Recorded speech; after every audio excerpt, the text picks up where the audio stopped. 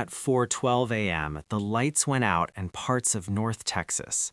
By sunrise, highways that had been dry just hours earlier were sealed under a glassy sheet of ice. Tractor-trailers sought jackknife to cross overpasses. Neighborhood trees bowed under the weight of freezing rain. And in cities stretching from Dallas to Atlanta, emergency crews began what officials are calling one of the most widespread ice emergencies of the winter season.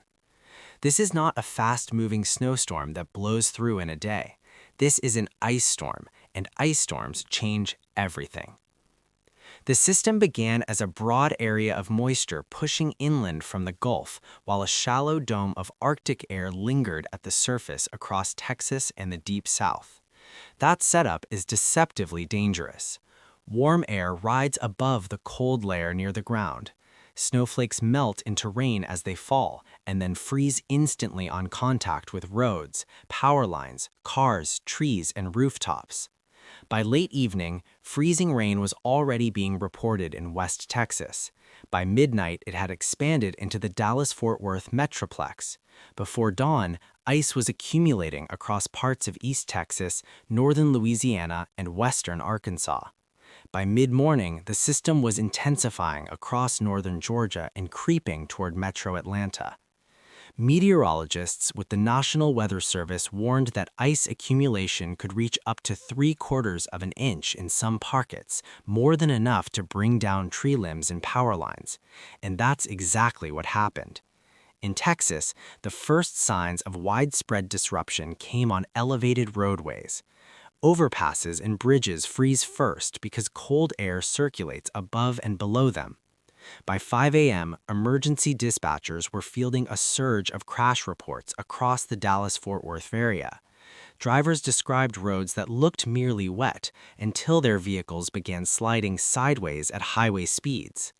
Take a look at this damage. The sleet and ice collapsing a roof of an auto body shop here in Gainesville. Here's a closer look at that damage. Authorities tell us that no one was injured. This happened this morning. You can see cinder blocks there on the ground. The roof just came down on this auto body repair shop. State troopers responded to dozens of multi-vehicle pileups along Interstate 35 and Interstate 20. In Fort Worth, a cluster of crashes temporarily shut down several lanes during the height of the morning commute. In rural counties, sheriff's offices urged residents to stay off back roads entirely. Further south, near Austin, ice coated untreated secondary streets, leaving neighborhoods nearly impossible. School districts across North and Central Texas canceled classes or shifted to remote learning as a precaution. Air travel also felt the impact. At Dallas-Fort Worth International Airport, departures were delayed or canceled as ground crews struggled with de-icing operations. Aircraft lined up on taxiways waiting for clearance, while temperatures hovered just below freezing. But roads and flights are only the visible disruption. The real threat in an ice storm is overhead. Ice does not fall softly, it accumulates silently. A 1/4 inch of ice may not look dramatic, but when it coats thousands of miles of power lines and tree limbs, the weight multiplies quickly. Branches snap, poles crack, entire circuits go dark. By midday, utility companies across Texas reported tens of thousands of customers without electricity. The outages were scattered at first, isolated neighborhoods here, small towns there, but as freezing rain continued, the blackouts expanded. Emergency management officials warned that restoration could be slow if accumulation exceeded 1/2 inch in heavily wooded areas. For many Texans, memories of past winter power crises resurfaced. Residents rushed to gather flashlights, batteries, blankets, and portable heaters. Hardware stores reported brisk sales of generators and ice melt. Authorities repeatedly cautioned against running grills or generators indoors due to the risk of carbon monoxide poisoning, a deadly but preventable hazard that often spikes during prolonged outages. While Texas grappled with the first wave, the storm's eastern flank intensified over Georgia. In metro Atlanta, temperatures hovered in the critical zone, 31 to 33 degrees, where small fluctuations determine whether precipitation falls as rain or freezing rain. By late morning, neighborhoods north of the city began reporting ice clinging to trees and vehicles. Officials in Fulton, Cobb, and DeKalb counties activated emergency response centers. Road crews pre-treated major arteries, but freezing rain can overwhelm even prepared infrastructure. By early afternoon, slick conditions spread along Interstate 75 and Interstate 85 corridors. Traffic slowed to a crawl as drivers attempted to navigate untreated side streets. Hartsfield-Jackson Atlanta International Airport, one of the busiest airports in the world, began monitoring runway conditions closely. Even minor icing events can ripple through national flight networks, triggering delays far beyond the southeast.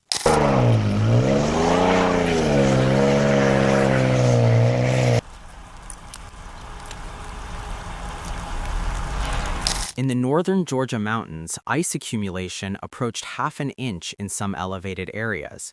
Residents there were urged to prepare for the possibility of extended power outages, particularly in forested communities where falling branches pose significant risks.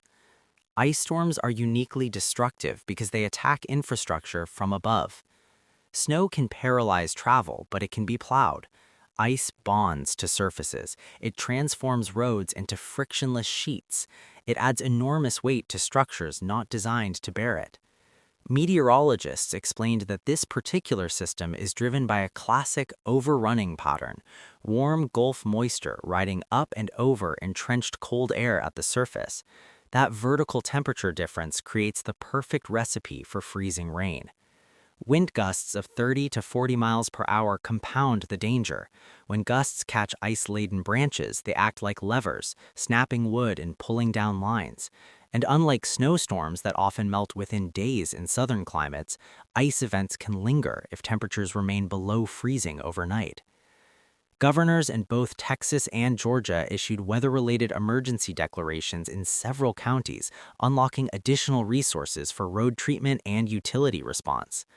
Local officials emphasized three messages: stay off the roads unless absolutely necessary, prepare for power outages, check on elderly neighbors and vulnerable residents. In both states, warming centers were placed on standby in case extended outages left households without safe heating options. Hospitals reported treating injuries related to slips and falls, a common but often overlooked consequence of ice storms. Even short walks to retrieve mail or take out trash can result in broken wrists, sprained ankles, or worse. Grocery stores saw steady lines as residents stocked up on essentials. Bottled water, non-perishable food, and batteries were among the most sought-after items. Even before the storm reached peak intensity, the economic consequences were mounting. Airline analysts noted that significant de-icing operations at Dallas and Atlanta hubs could trigger cascading delays across national flight networks. When major hubs slow down, connections in other cities often follow. Freight transportation also faced disruptions. Texas is a critical logistics corridor, and icy interstates can delay shipments of goods ranging from groceries to industrial supplies. Businesses across affected counties either closed early or announced remote operations. Construction sites halted work due to safety concerns. Delivery services suspended routes in neighborhoods deemed too hazardous. Each hour of disruption adds to the financial toll. While officials focus on metrics, inches of ice, megawatts restored, miles of road treated, the human experience of an ice storm is quieter and more personal. It is the sound of branches cracking in the dark, the sudden silence when a refrigerator stops humming.